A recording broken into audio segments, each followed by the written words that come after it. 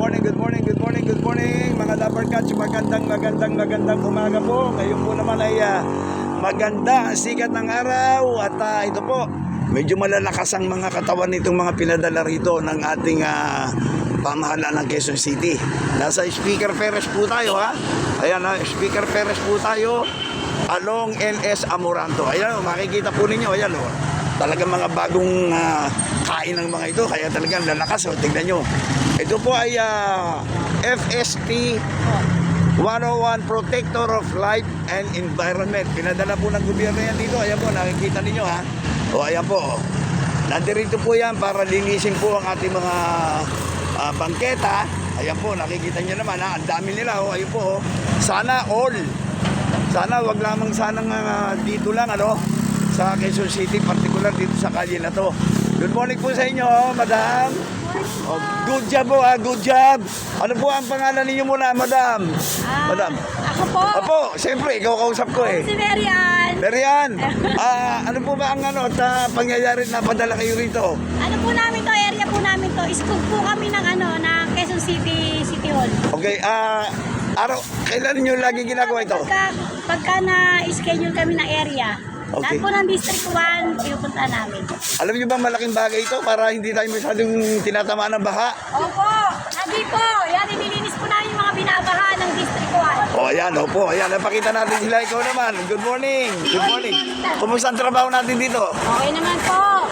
Kaya-kaya. Kaya naman. Okay, pwede mo ba pagsabihin ng ating mga residente na huwag magtapon ng basura? Nahiya si Madam. Ano pangalan mo? Anibig po. Anibig, ikaw po, ano pangalan mo na? Marian po, Kitran. Baka meron kayong gusto iparating sa mga residente. Sana po magtulungan tayo. Dapat maglinis naman po tayo ng mga paligiran natin. Para hindi naman masyadong makalat. Ayun, sige. Sana all, yung mga hindi na sa Quezon City, no? Sana kahit sa mga ibang lugar, di ba? O, ayan po, ayan, kinukunan po natin, ha? Ayan, o. O, ayan, o. Okay. O. Ayan, kitang-kita nyo po, ha? So, ayan, o. Ang dami po nila, ayan, o. Kaya ito, sana sundin natin lagi ang magandang asal na lagi tayong maglinis kahit na hindi natin bakuran. Ayan.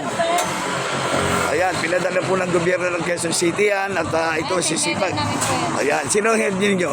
Ito? Ma'am, good morning po. Nakuna ko na sa YouTube yung ninyo, yung paglilinis. Magandang umaga. Ano po pangalan nila, ma'am? Bernadette po. Ha? Bernadette. Bernadette. Ma'am, ito po ba kailan nyo na inumpisahan gawin ito? Year 2020. Oo. Ayan si madam. Ano po? Year 2020 po.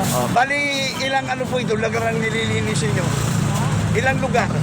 Ay, yung sakop po ng District 1. Sakop ng District 1. So, nag-upisa kayo ng ganitong oras hanggang anong oras kayo matatapos ito?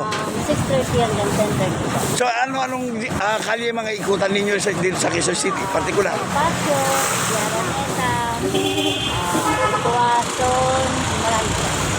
Marami ba? So, ano masasabi ninyo po sa trabaho natin? Mababait naman po. Ayos naman.